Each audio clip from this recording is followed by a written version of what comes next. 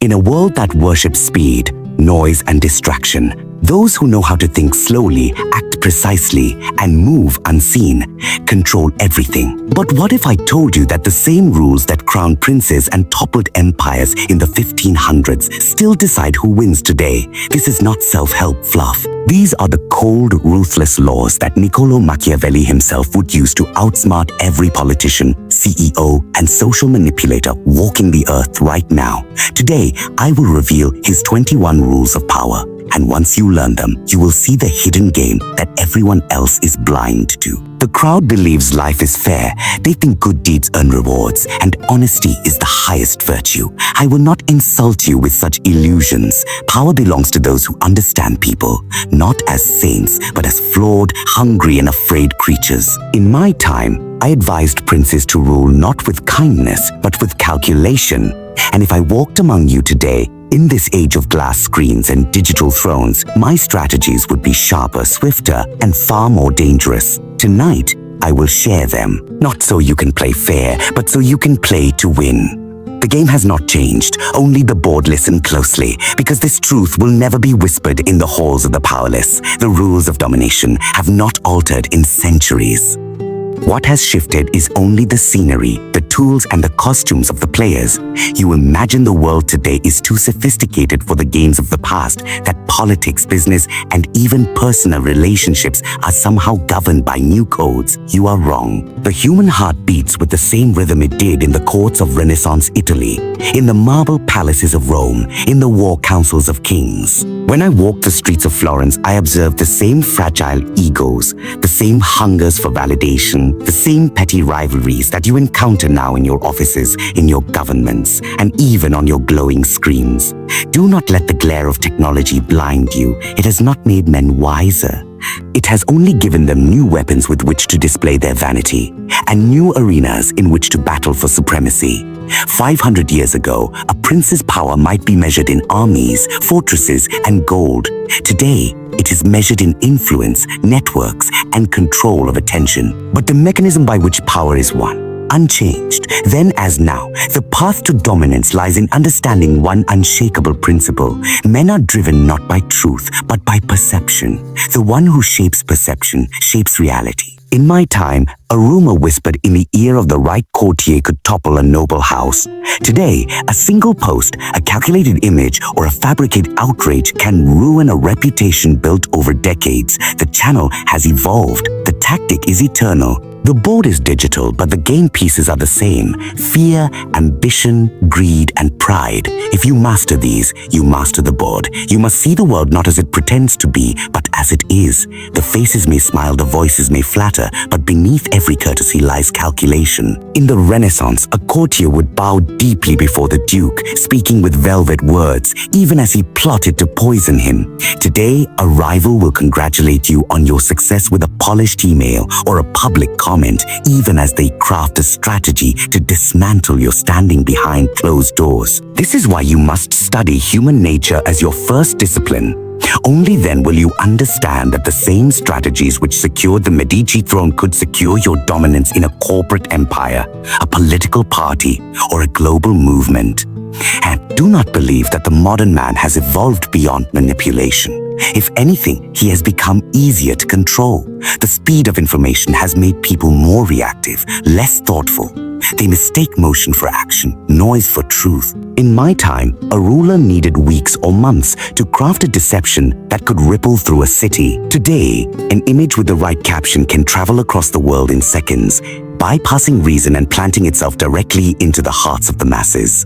The board has never been more open to those who understand its rules. Let others speak of their power, parade their wealth, or broadcast their confidence. You will let them tire themselves in the performance while you prepare the stage for their fall. And when you are weak, and you will be, for no one holds strength forever, you must wrap your fragility in the armor of perception. In the courts of Florence, a ruler on the edge of collapse could still project invincibility through decisive actions, bold speeches, and alliances that gave the appearance of momentum. Your enemies hesitate when they are unsure of your true condition. Even in the modern world, an organization on the brink of failure can survive if it convinces the market, the public, and its rivals that it is thriving. Perception buys time, time buys survival. Consider the duel between strength and weakness not as a fixed state, but as a shifting mask. You are not always one or the other. You are what you need to be in the eyes of those watching. If you enter a negotiation at your strongest point, do not reveal it. Let your opponent think they are pressing an advantage, that they are close to winning, so they will loosen their grip on the terms you truly desire. And if you enter at your weakest, let every gesture, every word, every choice you make suggest that you hold cards they cannot see. This is a game of patience, of controlling the flow of information so tightly that no one outside your inner circle truly knows your position. In my day, this meant controlling letters, intercepting messengers, and planting rumors in the right ears. Today, it means controlling the narrative in the media, on the platforms where reputations are made and destroyed, in the rooms where decisions are whispered before they are announced. The channels may have changed, but the principle is the same. Never allow the truth of your position to be visible to all. Understand that most of your opponents will react to what they think is real, not to what is real. This is why illusion is more powerful than fact. A strong enemy who believes you are weak will take risks they would never take against someone they fear. A weak enemy who believes you are strong will surrender opportunities without you lifting a finger. You are not manipulating their actions. You are manipulating the conditions in which they choose their actions. The danger for the inexperienced lies in overacting the part. If you pretend weakness too convincingly, you may invite predators who will strike before you are ready. If you project strength too forcefully, you may provoke a coalition determined to test it. The art lies in subtlety, in crafting the illusion so that it seems to emerge naturally from circumstance rather than from your hand. A feigned weakness should feel like an oversight, not a performance. A feigned strength should feel like an inevitability, not a boast. You must remember that strength and weakness are not moral conditions. They are strategic positions. There is no shame in hiding one or masking the other. The shame lies in allowing others to see you as you truly are. For the moment they do, they will begin to plan around you. Invisibility, ambiguity, and misdirection are worth more than any direct display of force. In the Renaissance, the lion was feared for his power, but it was the fox who often won the game. The lion's roar warns the world of his presence, but the fox's silence lets him move through the shadows until his teeth are already at the throat. In your own battles, learn when to roar and when to stay silent. Learn when to wrap your claws in velvet and when to show only enough teeth to plant doubt in the minds of those watching. The clever player of power does not aim to be seen as strong or weak. He aims to be seen as unpredictable. Once they cannot read you, they cannot prepare for you. And once they cannot prepare for you, they cannot defend against you. This is why in both my era and yours, the true masters of the game are never the ones loudly declaring victory, but the ones whose victories arrive like sudden storms, unannounced until they are already upon their enemies. Control the frame. Control the outcome. The most dangerous mistake in any contest of power is to fight inside another man's frame. If your opponent defines the terms, the language, and the boundaries of the conflict, you are already trapped. You may believe you are acting freely, but in truth, you are only reacting inside the prison he has built for you. This is why the first step in any confrontation, whether in the courts of Renaissance princes or in today's boardrooms and media, is to seize control of the frame. Whoever defines reality defines victory.